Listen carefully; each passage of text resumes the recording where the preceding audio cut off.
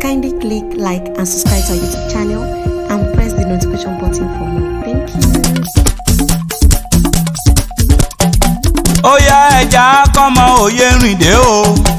Oya ẹja kọ́mọ òye rìndé o. Adé tó yẹ ṣe máa wọlé máa rọra.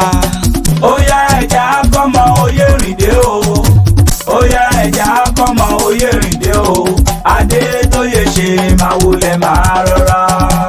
Àpáta dé àpáta ewì dé lóní pápápá ẹjẹ́ jọ máa kíbi kí Sam.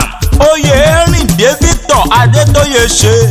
Ṣẹ́gun ní jẹ́ Victor abọ́dúpẹ́ lọ́wọ́ olúwa wa ọba mi Èdùmàrè tó wá ṣẹ́gun títí tó wá ṣẹ́gun lójú ogun ó bá ṣẹ́gun lójú ogun níbi tí ṣẹ́gun ti ń jagun ó mú ṣẹ́gun látọjú ogun wá sílé ó wá padà lọ sójú ogun tí ṣẹ́gun ti ń jẹ́ jàjà láti bí ogún ọdún létí pa ṣẹ́gun òkà ó wá bá ṣẹ́gun gbogbo tó ti ń dojú kojú ṣẹ́gun olúwa ti ṣẹ́gun ayé fún ọ ìwọ ṣámarìn kò máa yan pàǹdà òní dẹ́bọ̀ rúbi òní tẹ́jú ilẹ̀ mọ́lẹ̀ ńlẹ́ o ọmọ Ògbómọ̀ṣọ́ ọmọ Ògbómojúkò Òdó Ṣẹ̀gí nílé Akíntọ́lá ọmọ ọkọ lóògùn ọmọ àlè ìwọ lọmọ ajílété níbi wọ́n dé ń jẹ kàtọ́ tó mú kọ yangan ìwọ lọmọ agbódójà bí èso ọ̀dàrà mo kí ọkọ ọdún mo kí ọkú ìyèdùn àṣèyí ṣàmọ́dún àṣàmọ́dún sẹ̀mí ẹni tó bá ní kó o mọ́ ṣàmọ́dún ẹ̀yà kàlà ni ó mọ̀ sìnkú wọn ẹni tó bá ní kó o mọ̀ pẹ̀ láyé ẹ̀yà àṣà ni ó mọ̀ kéde òbútọ́rì wọn èèyàn tó bá ní kó o mọ́ dàgbà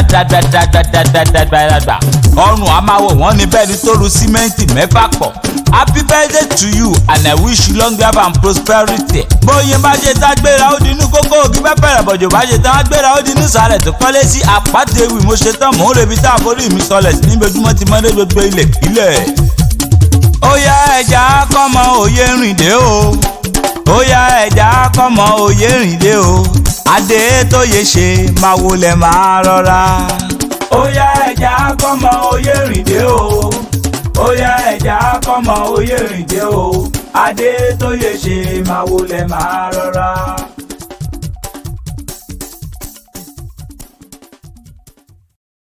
Kindly click like and subscribe to our YouTube channel and press the notification button for more. Thank you.